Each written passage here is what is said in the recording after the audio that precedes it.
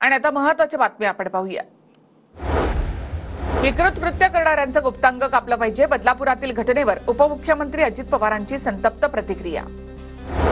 महिला अत्याचारासंदर्भात हे सरकार असंवेदनशील, कुठल्याही लेकीवर अन्याय होणार नाही ही जबाबदारी घेऊया। पुण्यातील निषेध आंदोलनामध्ये सुप्रिया सुळेंचं कार्यकर्त्यांना आवाहन। बदलापूरमधील घटनेवरून विरोधकांनी राजकारण केलं।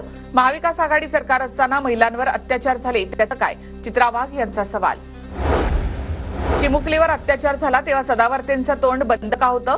महाराष्ट्र बंद विरोधात कोर्टामध्ये गेलात म्हणजे तुम्ही नराधमाला पाठीशी घातलं।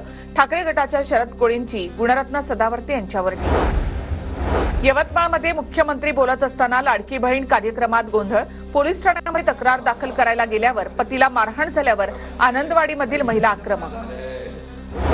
स्थानिक निवडणुका आणि ओबीसी आरक्षणावरील सुनावणी पुन्हा लांबणीवर। सुप्रीम कोर्टामध्ये दोन्ही प्रकरणाची सुनावणी आता 15 ऑक्टोबरला होणार।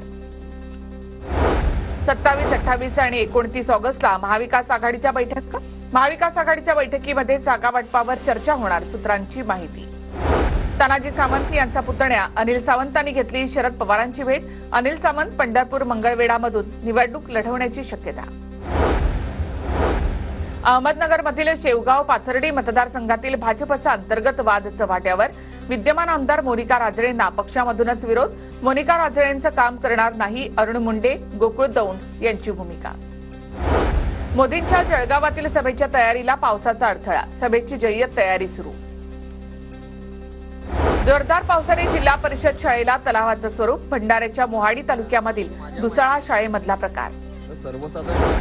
नाशिकच्या नांदूर मध्यमेश्वर धरणातून 6318 क्युसेक पाण्याचा गोदावरी नदीमध्ये विसर्ग। मराठवाड्यामधील नागरिकांची तहान भागवण्यासाठी मोठी मदत होणार। विदर्भामध्ये जोरदार पावसामुळे पूर्णा नदीला पूर। तापी पूर्णा नदीला पूर आल्यामुळे हातनूर धरणामधून विसर्ग वाढण्याची शक्यता।